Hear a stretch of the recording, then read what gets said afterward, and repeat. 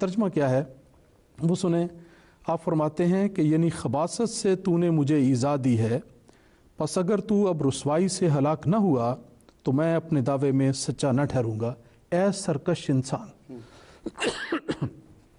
اس حوالے کے آخر میں یبنا بغائی اسی روٹ سے ہے جس سے ذریت البغا ہے، اور وہی لفظ بغیہ اور بغا استعمال ہوا ہے، اور مسیح موعود علیہ الصلوۃ والسلام نے اس کا ترجمہ سرکش انسان کیا ہے۔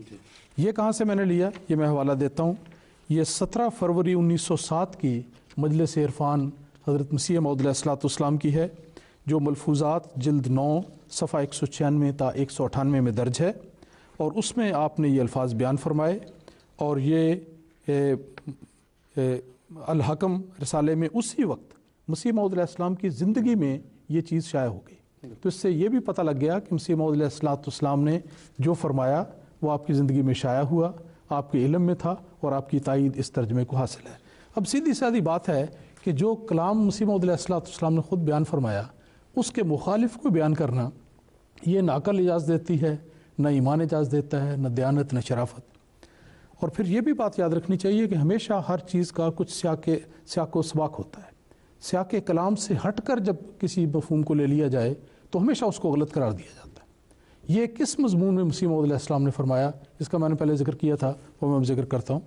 مسیح موعود علیہ السلام کے یہ الفاظ براہ راست سب مسلمانوں کے بارے میں نہیں، ان میں سے جو سرکش اور شرافت سے گرے ان پر تو اس کا اطلاق ہوگا ہی، لیکن اصل میں آپ نے آریوں اور عیسائیوں کے بارے میں یہ الفاظ استعمال فرمائے، کیونکہ اسی کتاب آئینہ کمالات اسلام میں اس سے پہلے آپ نے یہ ذکر فرمایا کہ میں نے ان لوگوں کی ہدایت کے لیے، رہنمائی کے لیے بڑی کثرت کے ساتھ اپنی کتابیں لکھی ہیں، اور اس کو آپ نے اپنی دعوت قرار دیا ہے، اور اسی کا ذکر کرتے ہوئے پھر آپ آئینہ کمالات اسلام میں اس کے بعد یہ الفاظ لکھتے ہیں اور فرماتے ہیں تلک کتب ینظر الیہا کل مسلم بعین المحبت والمودت وینتفع من معارفہا ویقبلنی ویصدق دعوتی الا ذریۃ البغایا الذین ختم اللہ علی قلوبہم فہم لا یقبلون۔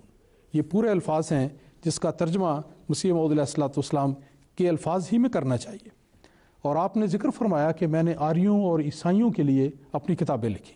آپ نے فرمایا کہ ہر مسلمان، سچا مسلمان میری ان کتابوں کو جو دعوت اسلام پر مشتمل ہیں، اور میں نے آریوں اور عیسائیوں کو مخاطب کر کے کہی ہیں، ہمیشہ محبت اور بڑے اکرام کے ساتھ یاد کرتا ہے اور اس سے فائدہ اٹھاتا ہے، وہ مجھے تسلیم کرتے ہیں، میری تصدیق کرتے ہیں، اور میری اس دعوت اسلام کو جس کا آپ نے پہلے ذکر کیا، اگر آپ اجازت دیں تو میں یہاں پر وہ بھی پڑھنا چاہتا ہوں کہ مسیح موعود علیہ السلام نے خود اپنی اس دعوت کو کس رنگ میں بیان کیا اور کون اس کے مخاطب تھے۔ آپ لکھتے ہیں اسی آئینہ کمالات اسلام کے صفحہ 388 پر کہ خدا کی قسم میں عاشق اسلام اور فدائے حضرت خیر الانام ہوں، اور حضرت احمد مصطفیٰ صلی اللہ علیہ وسلم کا غلام ہوں۔ دیکھیں کتنا پاکیزہ تعلق آپ بیان کر رہے ہیں غلامی کا، اور فرماتے ہیں اور جب سے میں جوان ہوا اور جب مجھے کتاب لکھنے کی توفیق ملی، میری یہی دلی خواہش رہی کہ میں اللہ تعالیٰ کے روشن دین کی طرف مخالفین کو دعوت دوں، چنانچہ میں نے ہر ایک مخالف کی طرف مکتوب روانہ کیا اور چھوٹے بڑے کو اسلام کی طرف دعوت دی۔ تو یہ وہ دعوت ہے جس کا آپ نے ذکر کیا کہ یہ لوگ قبول کرتے ہیں، اور جو نہیں کرتے وہ سرکش لوگ ہیں۔ اور پھر دیکھیں ان کے بارے میں اور کوئی نازیبہ لفظ ہرگز استعمال نہیں کیے، یہ آپ کی شان ہی نہیں تھی، اور آپ نے فرمایا اور قرآن مجید کے گویا الفاظ وہاں سے لیتے ہوئے بیان فرمایا الذین ختم اللہ علی قلوبہم، یہ لفظ قرآن مجید میں بھی آیا ہے۔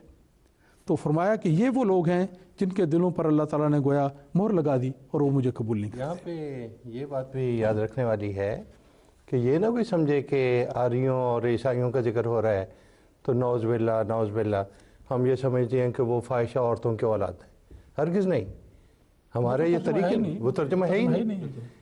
انہیں بھی ہم یہ نہیں کہتے، کجا یہ کہ انہیں نہیں کہتے اور مسلمانوں کے بارے میں نعوذ باللہ یہ کہیں گے۔ حضرت مسیح علیہ السلام نے آئینہ کمالات اسلام میں یہ الفاظ لکھے ہیں۔ آئینہ کمالات اسلام میں دیکھیں حضرت مسیح علیہ السلام اس قدر زور دے کے ملکہ وکٹوریہ کا لکھتے ہیں کہ دیکھو اس ملک میں، ہندوستان میں مسلمانوں نے سینکڑوں سال حکومت کی ہے، تمہیں میں واسطہ دیتا ہوں کہ ضرور ان کا خیال رکھنا، جو شخص یہ نعوذ باللہ اس قسم کے الفاظ لکھ رہا ہو وہ کبھی ایسی بات بھی کر سکتا ہے؟ سعد اللہ لدھیانوی کا ذکر آپ نے کیا، انتہائی گندہ دہن انسان. اور آپ نے پچھلے پروگرام میں علامہ اقبال کا ذکر کیا تھا. علامہ اقبال اسٹوڈنٹ تھے اس وقت جب یہ سعد اللہ لدھیانوی گندی غلیظ مخالفت کرتا تھا. علامہ اقبال نے اس کے خلاف ایک بڑی لمبی نظم لکھی اور اس کا ایک شعر مجھے یاد ہے، سعدیہ بس دیکھ لی گندہ دہانی آپ کی، مہتری سے کم نہیں کچھ شیر خانی آپ کی.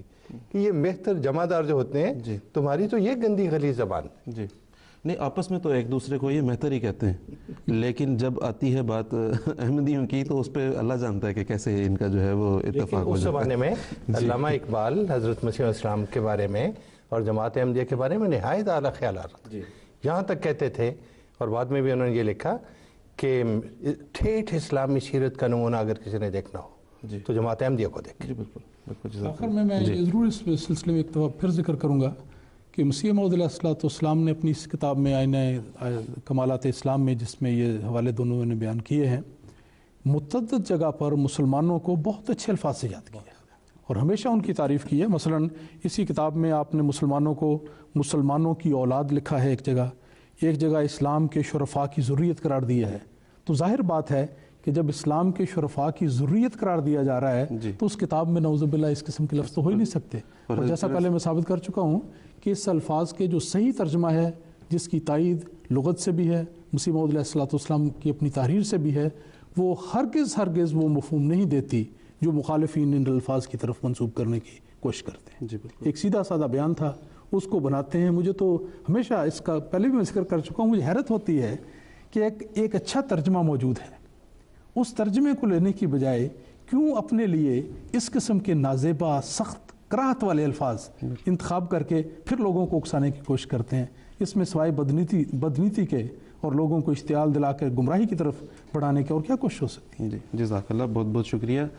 ناظرین، اب ہمارا پروگرام اپنے اختتام کے قریب پہنچ چکا ہے. جو جوابات ملے اللہ کرے کہ ان کا اثر بھی ہو دلوں پر اور یہ سعید لوگوں کے سعید فطرت لوگوں تک پہنچیں بھی. ناظرین، جو لمحہ فکریہ ہے وہ یہ ہے کہ خدا کا شکر ہے ہم اس زمانے میں پیدا ہوئے ہیں جو آخری زمانہ ہے، جس کی پیشگوئی حضرت محمد مصطفیٰ صلی اللہ علیہ وسلم نے فرمائی تھی. ہم نے اس زمانے کو پایا ہے. یہ وہ زمانہ ہے جس میں مسیح موعود علیہ السلام نے آنا تھا. یہ وہ زمانہ ہے جس میں مسیح موعود علیہ السلام آ چکے ہیں اور آپ کا نام حضرت مرزا غلام احمد قادیانی علیہ السلام ہے. جس طرح کہ ابھی بات ہوئی، آپ حضرت اقدس مرزا غلام احمد قادیانی علیہ السلام مسیح موعود و مہدی موعود کی تعلیمات کو براہ راست پڑھنے کے لیے ہماری ویب سائٹ alislam.org پر جا کے آپ ان کی کتب کو پڑھ سکتے ہیں. اس کے علاوہ اس دور میں آپ کے 5ویں خلیفہ، آپ کے جانشین حضرت مرزا مسرور احمد خلیفۃ المسیح الخامس سید اللہ تعالیٰ بن اسرائیل عزیز ہر جمعے کے روز لندن وقت کے مطابق 1 بجے مسجد بیت الفتوح لندن میں خطبہ جمعہ ارشاد فرماتے ہیں. اپنے گھروں میں اس روشنی کو، اس نور کو آنے دیں جو اس آخری زمانے میں آنی تھی. MTA پر لندن وقت کے مطابق 1 بجے دن کے آپ حضرت مرزا مسرور احمد خلیفۃ المسیح الخامس سید اللہ تعالیٰ بن اسرائیل عزیز کا خطبہ جمعہ براہ راست سن سکتے ہیں. اور ایک اور یہاں پہ آپ کو بتاتے چلیں کہ MTA دیکھنے کے لیے ضرور اب جو ہے وہ آپ کو اس چیز کا احتیاج بھی نہیں رہا کہ کوئی بڑی سی ڈش چھت پہ لگی ہو تو آپ MTA دیکھ سکتے جیسے پہلے ہوتا تھا.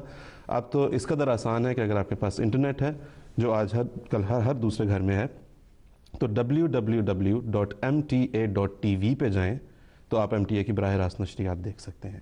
اور اسی میں آپ حضرت امیر المومنین ایدہ اللہ تعالیٰ بن اسرائیل عزیز کا خطبہ بھی اسی کے ذریعے سے براہ راست سن سکتے ہیں.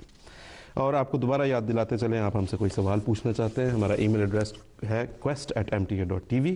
اور اگر آپ بذریعہ فون اپنا سوال ہم تک پہنچانا چاہتے ہیں تو 00442088754277 پر اپنا سوال ریکارڈ کروائیں.